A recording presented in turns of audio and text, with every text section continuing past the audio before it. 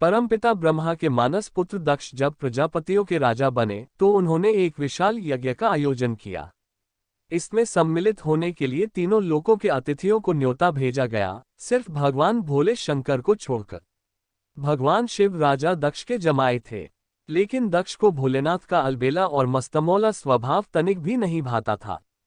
जब शिव की अर्धांगिनी और दक्ष की पुत्री सती को पता चला कि उनके पिता ने यज्ञ का आयोजन किया है तो उन्होंने भी उसमें सम्मिलित होने की इच्छा जताई।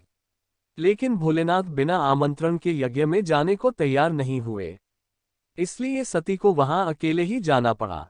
वह जैसे ही सभागृह में पहुंची, उन्हें शिव निंदा सुनाई दी। सती को देखकर भी उनके पिता नहीं रुके, वह शिव की बुराई करते रहे। सती ने अपने पिता को समझाने का प्रयास किया, लेकिन राजा दक्ष ने उनकी एक न सुनी। सती अपना और अपने पति का अपमान सह नहीं पाईं और वो यज्ञ स्थल पर बने अग्निकुंड में कूद गईं।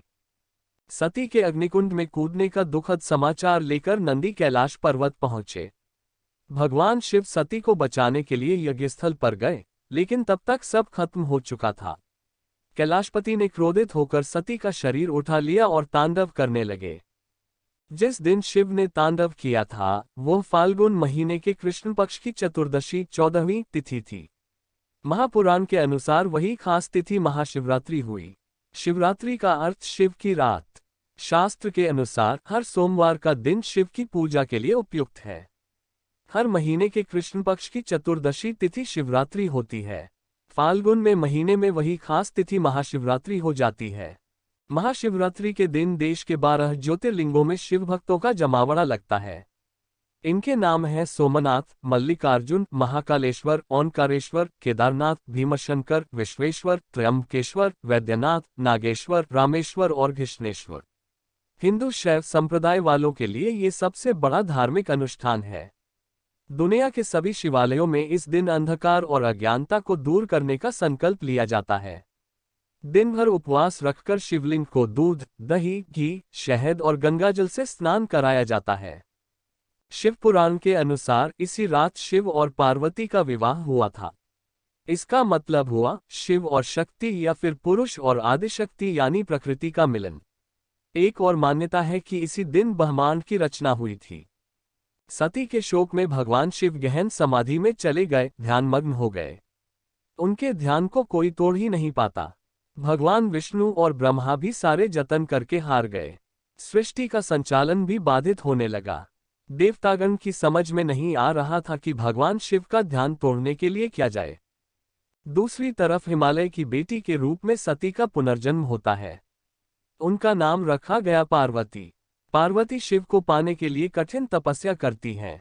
पहले तो शिव ने पार्वती को तपस्या करने से रोक दिया, लेकिन अन्य देवताओं के सहारे पार्वती शिव का मन जीत लेती हैं। फिर एक विशाल समारोह में शिव पार्वती का विवाह हुआ।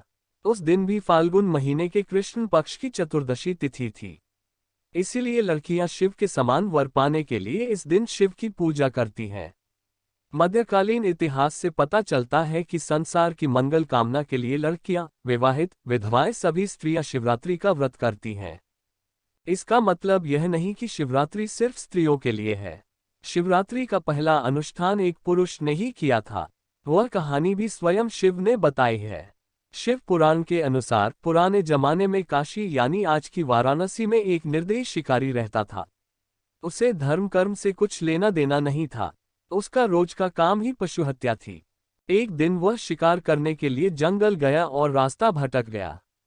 शाम घिर आई। जंगल के जीव जंतुओं के डर से वह एक पेड़ पर चढ़ गया। दिन भर कुछ खाने को नहीं मिला था। वह डाली पर बैठे बैठे पत्ते तोड़कर नीचे फेंकने लगा। वह बेल का पेड़ था। पेड़ के नीचे एक शिवलिंग था। शिकारी को इस बारे में कुछ पता नहीं था। वह दिन था शिव चतुर्दशी यानी महाशिवरात्रि, और शिकारी भूखा था। उसके फेंके हुए पत्ते बार बार शिवलिंग पर चढ़ रहे थे। दूसरे दिन शिकारी घर लौटकर देखता है कि उसके घर एक अतिथि आया हुआ है। वह शिकारी स्वयं न खाकर अपने हिस्से का भोजन अतिथि को दे देता है।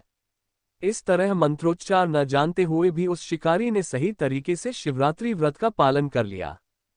बाद में जब शिकारी की मृत्यु हुई, अब शिवदूत और यमदूत के बीच विवाद हो गया। शिवदूत उसे अपने साथ ले जाना चाहते थे तो यमदूत अपने साथ। कोई छोड़ने को तैयार नहीं। अंत में विवाद निपटाने यमराज पहुंचते हैं। शिवदूतों ने जब कारण बताया तो यमराज ने उनकी बात मान ली। कहा जाता है कि अगर कोई विधि विधान से शिव चतुर्दशी का पालन करता है तो उसे यमलोक नहीं जाना पड़ता, उसे स्वर्गवास या मोक्ष मिलता है। इसीलिए हजारों वर्षों से शिव चतुर्दशी और शिवरात्रि मनाए जाने की परंपरा चली आ रही है। धन्यवाद।